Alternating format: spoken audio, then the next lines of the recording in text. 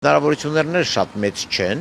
հանուն արդարության, որովհետև կրկնվելու են, բայց եթե որոշ սանկցիաներ կա, որոնք եթե նրանք կիրառեն Հայաստանի դեմ, ապա կստացվի, որ կիրառում են իրենց դեմ։ Եթե կտրեն Հայաստանի գազը, ապա Հայաստանը գազն կներմուծի Իրանից, անգամ նույնիսկ Ադրբեջանից, որովհետև այդ զրույցներն էլ կան, այսինքն նույնիսկ Ադրբեջանը ուրախ կլինի այս շուկայում զբաղեցնել Ռուսաստանի տեղը։ Երկրորդը, եթե փակեն Լարսի ճանապարհը, ապա դա փակում են իրենց ճանապարհը դեպի հարավային Կովկաս։ Իրենք այստեղ ունեն ռազմական բազա։ Հետևաբար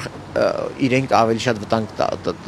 ստեղծում են իրենց համար։ Եթե հալածեն Ռուսաստանում գտնվող աշխատանքային միգրանտներին, մեր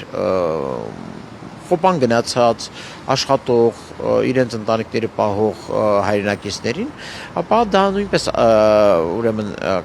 գեներացնելու հակառուսական կրքեր հենց Հայաստանում, ոչ թե այդ մարդիկ են գալու Հայաստանը խեղդեն, դնեն, վերցնեն մեր ձեռքից եւ դնեն Կրեմլի ոտքերի տակ, այլ իրենք են դառնալու հակառուս։ Այսինքն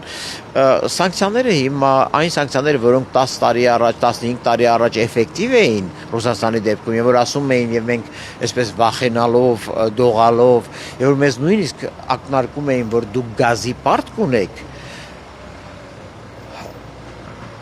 Հայաստանի Հանրապետության որևէ նախագահ լիներ դա Սերժ Սարգսյանը, թե Ռոբերտ Քոչարյանը, թե Նիկոլ Փաշինյանը դողերոցքով էին գնում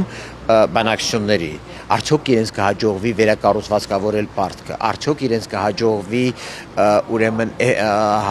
համոզել ռուսական կողմին։ Այսօր արդեն այդ պատժամիջոցները ինչպես որ նախկինում էին ազդում, այսօր այդպես չեն ազդում, որովհետև այսօր Իրանն էլ է սպասում, որ շուկա ազատվի եւ ինքը մտնի այդ շուկան, Ադրբեջանն էլ կուզենա շուկա ազատվի եւ ինքը մտնի այդ շուկա եւ զբաղեցնի